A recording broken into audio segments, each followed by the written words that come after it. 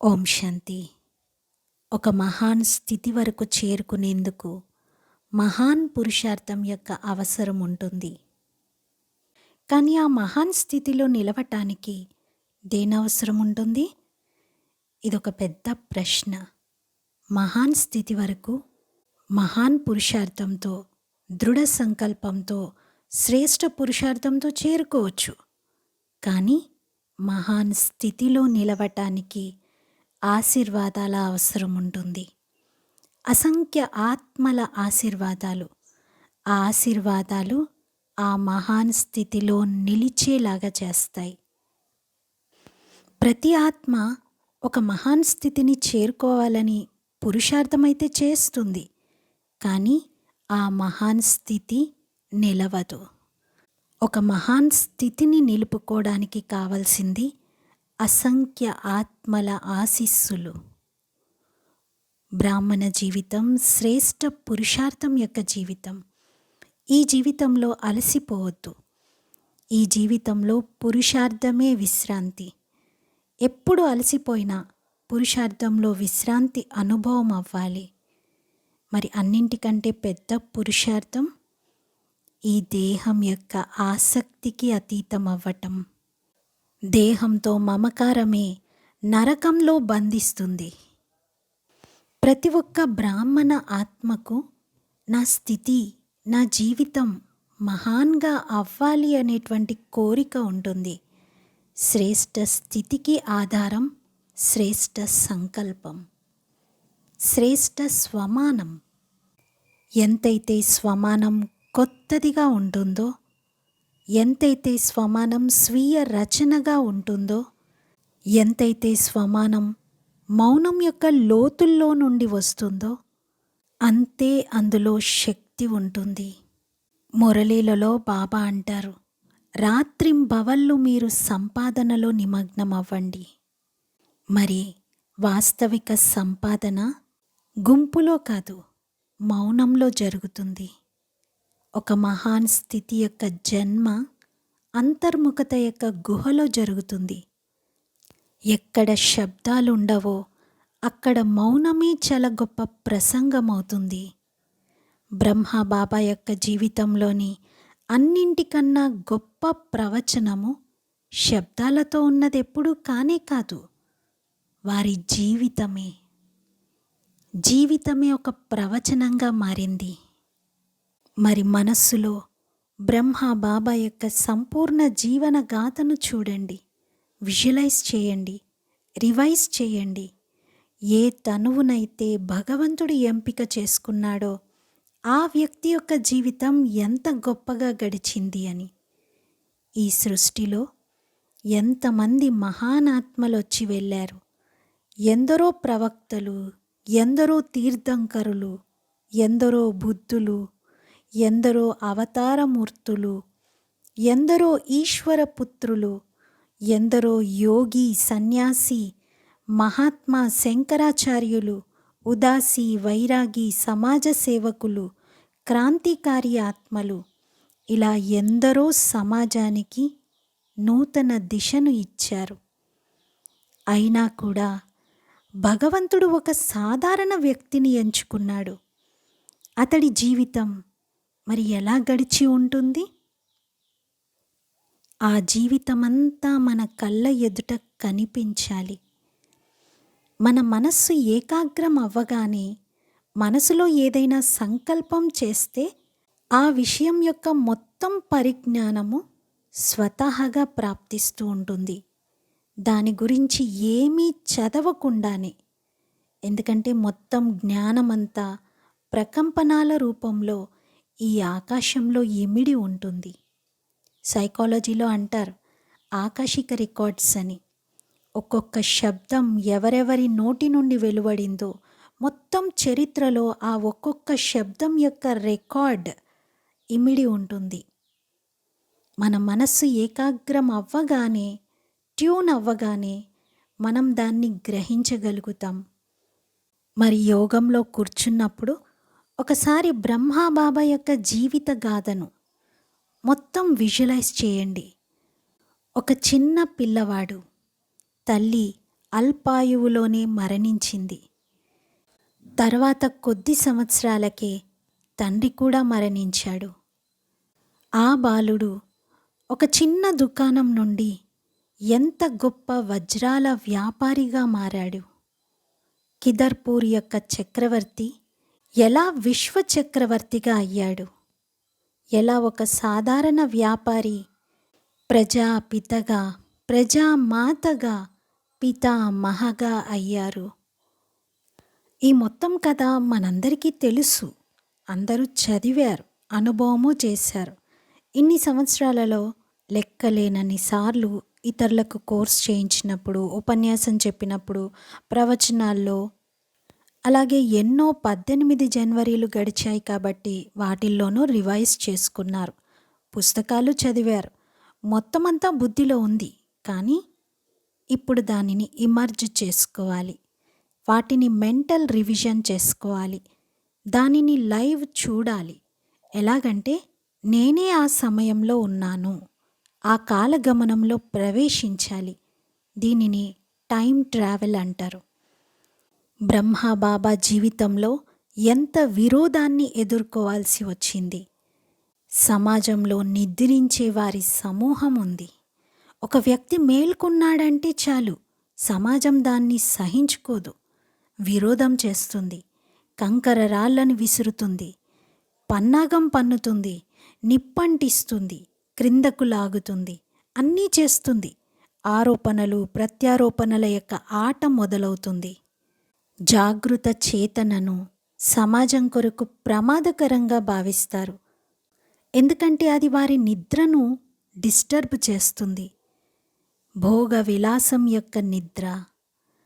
మరి సత్యం ఎప్పుడు ప్రత్యక్షమవుతే అప్పుడు తనతో పాటుగా క్రాంతిని తీసుకువస్తుంది. ఒకవేళ మన జీవితంలో ఎలాంటి క్రాంతి రావటం లేదు అంటే సత్యం ఇంకా ప్రత్యక్షమే కాలేదని అర్థం. ఒకవేళ జీవితం నిర్జీవంగా ఉంటే, ఎలాంటి కళాకాంతి లేకుండా కేవలం సంసారం వైపే పరుగు పెడుతూ ఉంటే, తన లెక్కాచారములను తీర్చుకోవటంలో ఎంతో చిక్కుకొని ఉన్నారు అని భావించండి. ఇది ఏ యుగము, ఎలాంటి సమయము, నేను ఏం చెయ్యాలి అనేది కూడా మర్చిపోయారు. నేనిక్కడెందుకున్నాను అని చేతనను జాగృతం చేసి స్వయాన్ని మహాన్గా చేసుకోవాలి. ఈ ప్రపంచం యొక్క నియమమే ఇది. ఏదైతే ఒక వ్యక్తి చేయగలడో అది అందరూ చేయగలరు. మరి ప్రజాపిత బ్రహ్మ తన అంతర్చేతనను జాగృతం చేసి స్వయాన్ని అంత మహనీయంగా చేసుకున్నప్పుడు మనం కూడా అలా తయారు కాగలుగుతాము. ప్రకృతి యొక్క డిక్షనరీలో అసంభవం అనే శబ్దమే లేదు. ఏదైతే ఒక్కరు చేసి చూపించారో అది అందరూ చెయ్యగలరు. మరి ఒక్కసారి ఈ కార్యం చేయండి.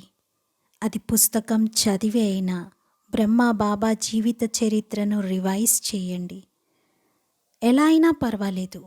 ఒక మూవీ చూసి అయినా, బ్రహ్మబాబా జీవిత చరిత్ర ఆధారంగా తయారు చేయబడిన వీడియో యానిమేషన్ చూసి అయినా దానిని రివైజ్ చేసుకోవాలి. లేక కేవలం కూర్చొని ఒక వ్యక్తితో మనసుతో మనల్ని మనం కనెక్ట్ చేసుకోగానే ఆ వ్యక్తి విషయంలోని మొత్తం ఇన్ఫర్మేషన్ అంతా దానంతట అదే డౌన్లోడ్ అవ్వడం మొదలవుతుంది. రెండవ కార్యం మనం చేయాల్సింది ఒక డైమండ్గా ఉండటం. బీ డైమండ్ అనగా స్వయాన్ని డైమండ్గా భావించటం. నేను దేహాన్ని కాను, ఆత్మను. ఇదే ముఖ్యమైన అభ్యాసం. జన్మ జన్మలుగా దేహాన్ని చూసే అభ్యాసం ఉంది. మరి ఈరోజు ఈ అభ్యాసం చేద్దాం.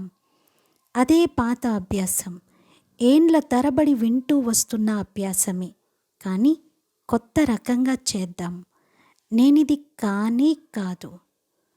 ఈరోజు ఎలా జీవించాలంటే ఈ ప్రపంచం అసలు లేనే లేదన్నట్లుగా. ఎంత మంచి సంకల్పం ఇది. మనం ఈ సమయంలో ఎక్కడ ఉన్నా ఈ రోజంతా ఇదే స్మృతిలో ఉండాలి. బయట ప్రపంచం లేనే లేదు. దాని అస్తిత్వమే లేదు. నేను మధుబన్ నివాసిని అని. అవ్యక్త మాసంలో తన పంజరాలన్నింటినీ పెకిలించి పడేయాలి. మన పురుషార్థంలో అన్నింటికన్నా పెద్ద ఆటంకము ఒక్కటే. ఆ ఆటంకం బయట లేదు, మన లోపలే ఉంది. ఆ ఆటంకమే మన సంస్కారాలు. ఈ సంస్కారాలను అడ్డుకోవటమే శ్రేష్ఠ పురుషార్థము. వాటిని తెలుసుకోవాలి, గుర్తించాలి, అర్థం చేసుకోవాలి. వాటితో యుద్ధం చేయవద్దు. మనం వాటితో పోరాటం మొదలుపెట్టగానే మానసిక ద్వంద్వం మొదలవుతుంది. కేవలం దానిని ఎదుర్కోవాలి, అంటే చూడాలి. సాక్షిగా క్రోధాన్ని, కామాన్ని, మన లోపల ఉన్న వాసనలన్నింటినీ చూడాలి. ఆ విషయ వాసనలను సాక్షిగా చూడగానే వాటి వేర్లు సైతం పెకిలించుకుపోతాయి. మనం వాటితో సంఘర్షణ చేస్తూ ఉన్నాం. అందుకే ఎంత సంఘర్షణ చేస్తూ ఉంటే అంతగా అలసిపోతూ ఉంటాం. మొత్తం అవ్యక్త మురళీలన్నింటిలో ఒకే ఒక్క మురళిలో బాబా అన్నారు, ఈ వికారాలతో యుద్ధం చేయకండి. వీటినేం చేయాలి? రూపాంతరం చెయ్యాలి, చేంజ్ చెయ్యాలి. కామం యొక్క శక్తియే పవిత్రతా శక్తిగా అవ్వాలి. కాముడిని జయించినప్పుడే రాముడిగా అవుతారు. వాసనలే బ్రహ్మచర్యం యొక్క శక్తిగా అవ్వాలి. దానితో యుద్ధం చేయవద్దు, దానితో ఘర్షణ పడవద్దు. ఇప్పటి వరకు ఈ ఘర్షణలోనే జీవితకాలమంతా గడిచిపోతూ వచ్చింది. కాబట్టి ఇప్పుడు దాన్ని చూడాలి. తన మనసును చూసేటువంటి అభ్యాసము, తన ఆలోచనలను చూసే అభ్యాసము చేయాలి. శ్వాసను చూసే అభ్యాసము, తన అనుభవాలని, ఆలోచనలని, భావనలని, ఎమోషన్స్ని, ఈ సృష్టి నాటకాన్ని, ఈ ప్రపంచంలోని నాటకాన్ని చూడాలి. సాకార మురళిలో చెప్పారు, ఎవ్వరి దోషములను చూడకండి, వ్యాపింప చేయకండి. ఇది నా బలహీనత అనుకోండి, దాని ప్రచారం చేయకండి. సంఘటన శక్తిని పెంచాలి. దీనికోసం ఎవ్వరి లోపాలు, దోషాలను డిస్కస్ చేయవద్దు, వ్యాప్తి చేయవద్దు. ప్రతి ఆత్మ తన పురుషార్థంలో ఉంది. మనకెవరి గురించి ఏమీ తెలియదు. ఎవరు ఏం పురుషార్థం చేస్తున్నారో, పురుషార్థము, స్మృతి అన్నీ గుప్తమే. ఒకరి జీవితం గురించి మనకేమీ తెలియనప్పుడు వారి గురించిన ఆలోచనలెందుకు? ఆత్మ ఎన్ని జన్మల లెక్కలను సమాప్తం చేసుకుంటూ ఉందో ఏమో, మనకేమీ తెలియదు కదా.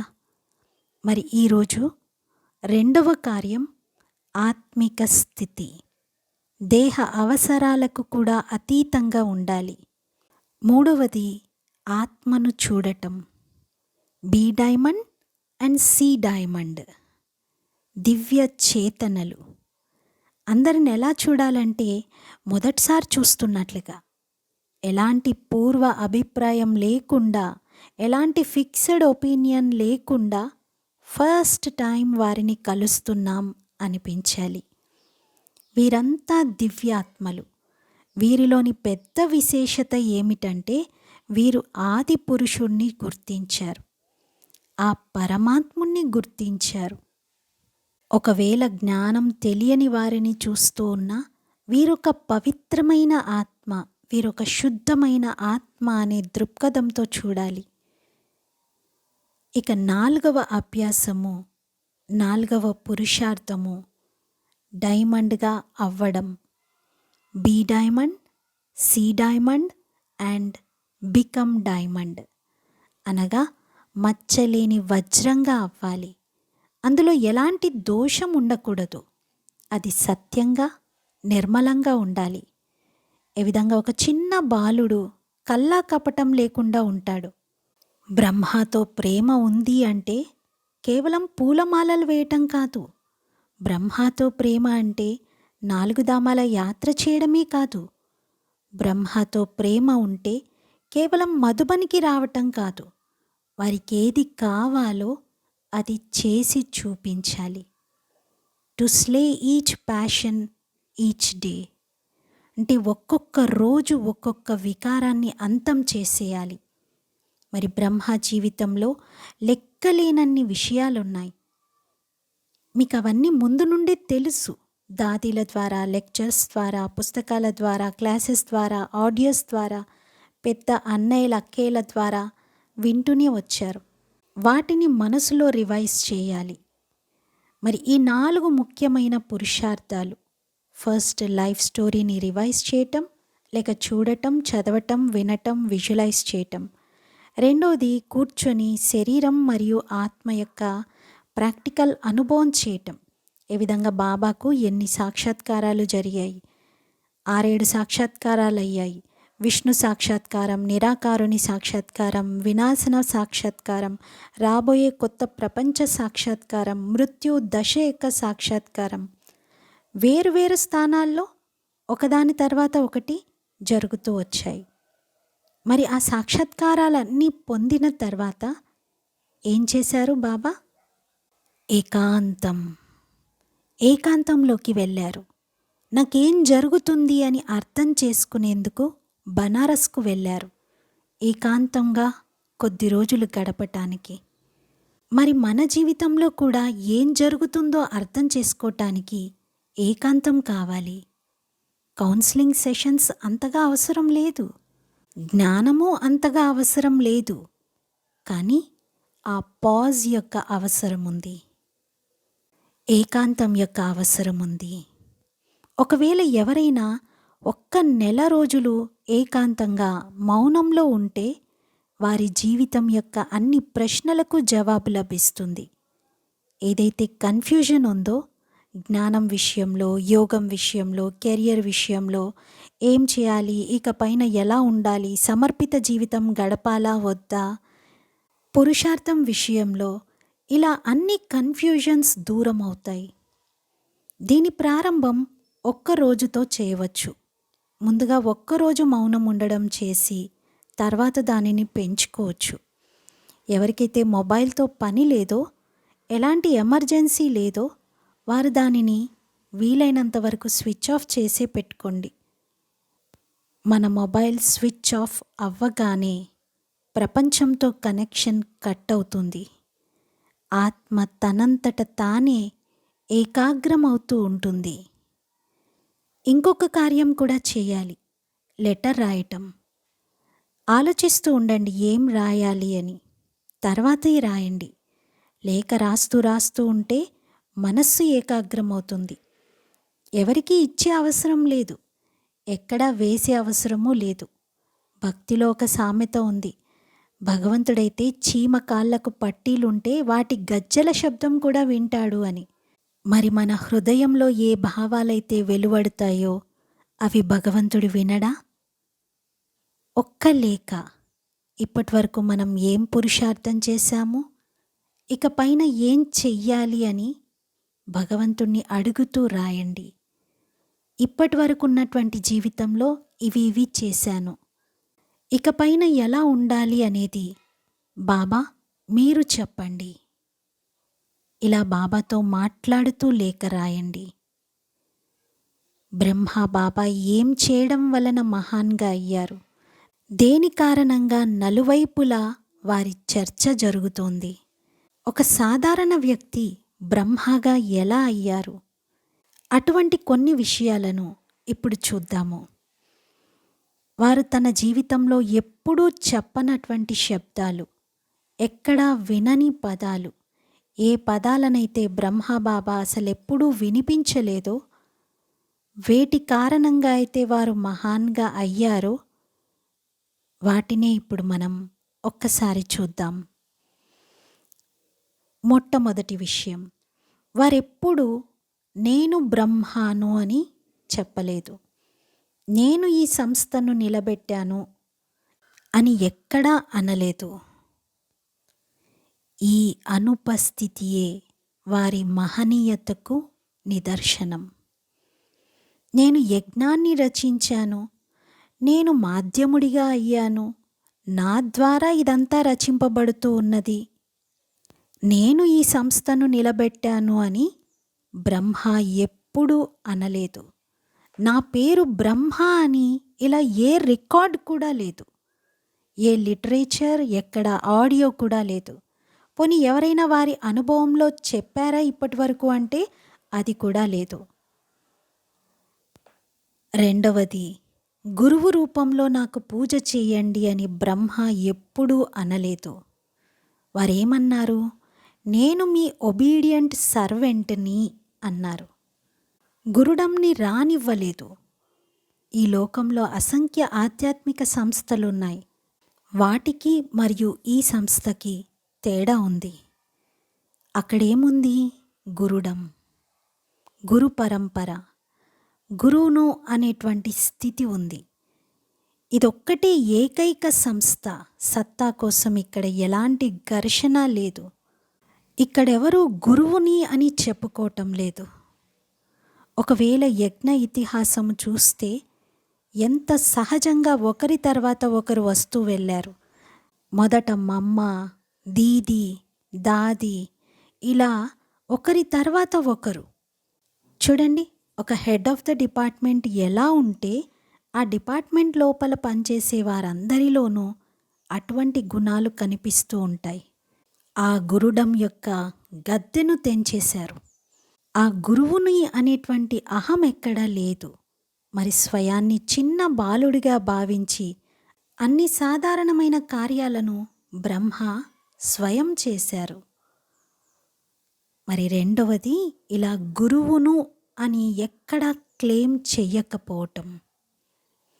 మూడవది, త్యాగం. త్యాగం ఎప్పుడైతే మాట్లాడుతుందో అది అహంకారం అవుతుంది. త్యాగం తన గుణగానం చేసినప్పుడు అహంకారం యొక్క దుర్గంధం వస్తుంది. నేను ఇంత డబ్బును వదులుకున్నాను, నేను ఇంత పెద్ద వ్యవస్థను ఏర్పరిచాను. మొదట ఒక చిన్న స్కూల్, తర్వాత ట్రస్ట్, తర్వాత ఓం మండలి, తర్వాత సంస్థ పేరుతో అన్నీ అర్పణం చేశారు. దానికి ఆ సమయంలో ఎలాంటి భవిష్యత్తు కూడా లేదు. అయినా ఆయన తన మొత్తం సంపత్తిని మహిళలకు సమర్పించారు.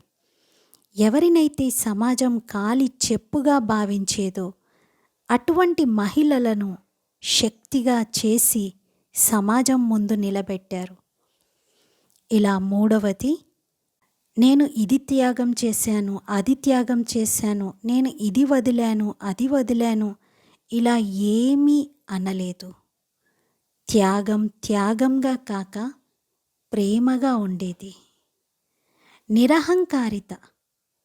నిరహంకారితను స్వభావంగా చేసుకున్నారు, ప్రవచనంగా కాదు. నిరహంకారిత యొక్క అడ్వర్టైజ్మెంట్ అహంకారాన్ని పెంచుతుంది. ఏదైతే చేశారో అది గుప్తరీతిగా చేశారు.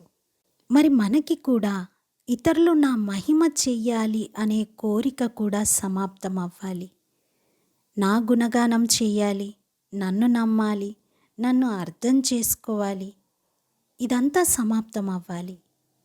మనకి అత్యధిక దుఃఖం ఎప్పుడు కలుగుతుందంటే లోకం మనల్ని మిస్అండర్స్టాండ్ చేసుకున్నప్పుడు. నన్నెవరూ అర్థం చేసుకోవటం లేదే అని చాలా బాధ కలుగుతుంది. అందులోనూ మనవారైనప్పుడు ఇంకా ఎక్కువగా we feel hurt when misunderstood. ప్రతి వ్యక్తికి ఒక కోరిక ఉంటుంది.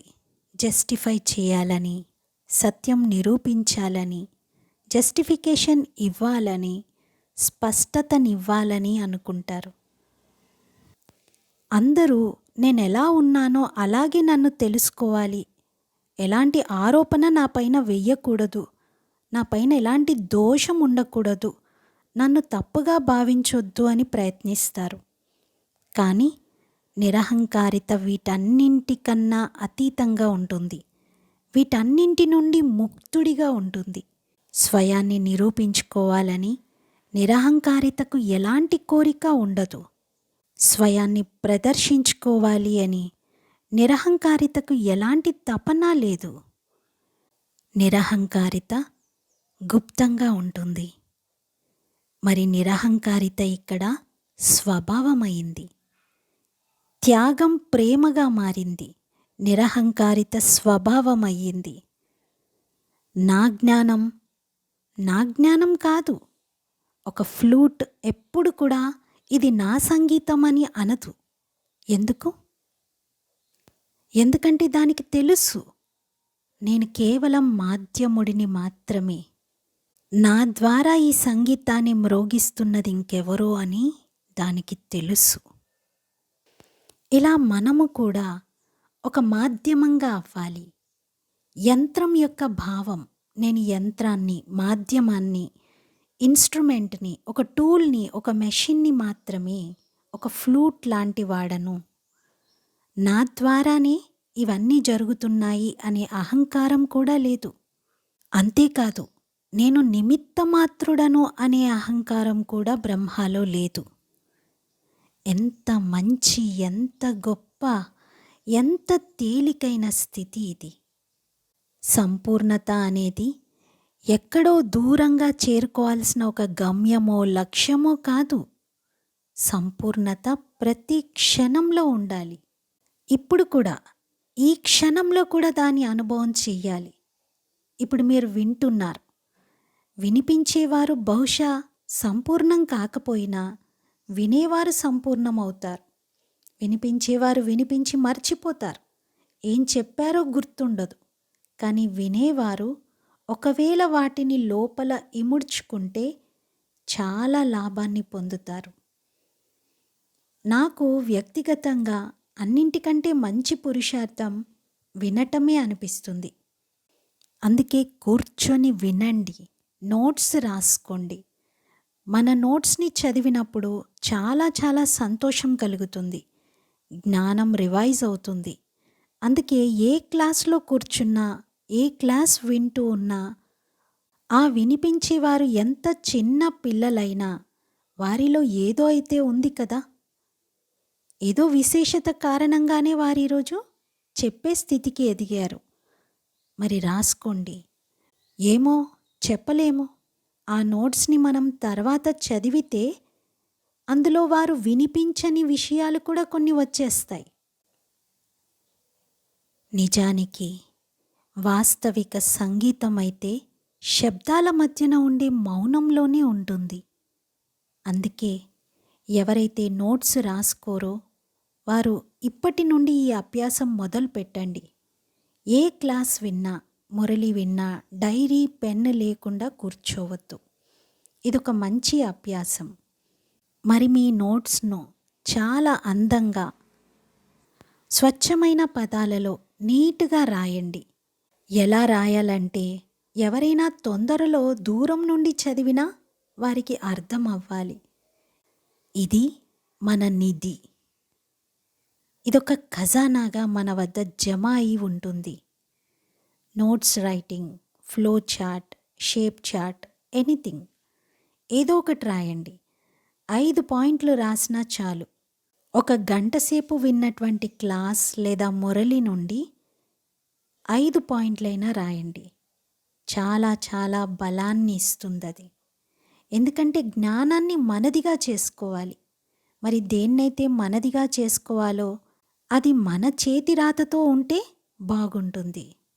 ప్రింట్ కాదు, కంప్యూటర్లో టైప్ కాదు, మొబైల్లో టైప్ కాదు. ఒక డైరీ, ఒక పెన్, మంచి డైరీ, మంచి పెన్తో మీ హ్యాండ్ రైటింగ్తో రాసుకోండి. మొత్తం అన్నీ రాసే అవసరం లేదు. కొన్ని కొన్ని పాయింట్లు, 1-2 పాయింట్లైనా మీకు నచ్చినవి రాసుకోండి. క్లాస్ పూర్తవ్వగానే 24 గంటల లోపు మీరు రాసినటువంటి ఆ నోట్స్ని రివైజ్ చేసుకోవాలి. అది పర్మనెంట్ అయిపోతుంది అప్పుడు. చివరిగా బ్రహ్మ ఎప్పుడు నన్ను ఫాలో చేయండి అని అనలేదు. ఎవరిని ఫాలో చేయమన్నారు? ఆ పరమాత్మ శివుడిని. పైగా ఈ బ్రహ్మను జ్ఞాపకం చేస్తే మీరు నరకానికి వెళ్తారు అని కూడా అనేవారు.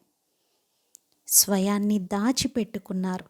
స్వయాన్ని గుప్తం చేసుకోవటమే శ్రేష్ఠ పురుషార్థం.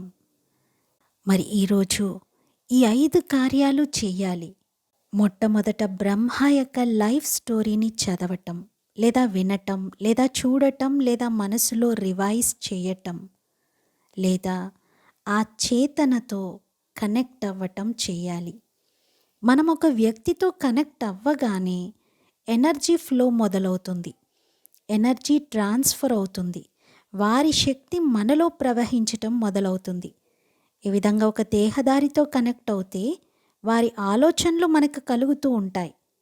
ఒక్క కాల్ రాగానే మనం ఆ కాల్ ఎక్కడి నుండి వచ్చిందో అక్కడికి సూక్ష్మంగా చేరుకుంటాం.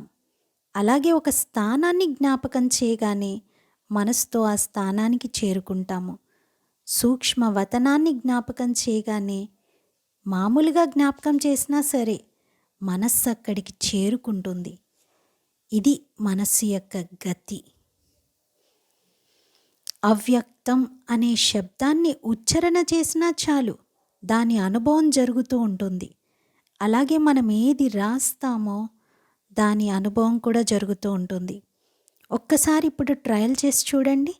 అవ్యక్తం ఈ శబ్దాన్ని ఇప్పుడు డైరీ తెరిచి రాయండి. రాయగానే దాని అర్థస్వరూపంలో మనసు స్థిరమవుతూ ఉంటుంది. రెండవ కార్యము ఆత్మగా ఉండటం, స్వయాన్ని ఆత్మగా భావించటం. దేహం, దేహ సంబంధాలు, దేహ అవసరాలు, దేహ బంధాలు, దేహ ప్రపంచము అన్నింటినీ కొద్ది సమయం కొరకు పక్కన పెట్టి ఆత్మిక చేతనలో స్థిరమవ్వాలి. మూడవది, ఈ రోజంతలో నడుస్తూ తిరుగుతూ అందరినీ డైమండ్గా, వజ్రంగా చూడాలి. ఇది వజ్రాల నగరం, వజ్రాలు నలువైపులా మెరుస్తూ ఉన్నాయి అని అనిపించాలి. బాబా ఒక మురళిలో చెప్పారు, మీరు కనుక ఆత్మిక దృష్టితో ఎదుటివారిని చూస్తే నల్లగా ఉన్నవారి నలుపుదనం కూడా తగ్గుతూ ఉంటుంది అని. మీ దృష్టి పడగానే ఆ మార్పు జరుగుతుంది. ఏ ఆలోచనల్లో మనం ఉంటామో అవే ఆలోచనలు మన దృష్టి ద్వారా ప్రవహిస్తాయి. దేహబానం యొక్క ఆలోచనలు ఉంటే ఇష్టం లేకపోయినా ఎదుటివారిని మనం దేహంగానే చూస్తూ ఉంటాం. దేహ బాణమే జాగృతమవుతుంది. వారు కూడా మన దేహాన్నే చూస్తారు. వారు కూడా మన దేహం వైపే ఆకర్షితమవుతూ ఉంటారు. ప్రపంచంలో అన్నింటికన్నా పెద్ద ఆకర్షణ ఈ దేహమే కదా. మొత్తం పురుషార్థమంతా ఒక్కటి, ఆత్మగా భావించటం, ఆత్మగా చూడటం. ఇక నాలుగవది వజ్రంగా అవ్వటం.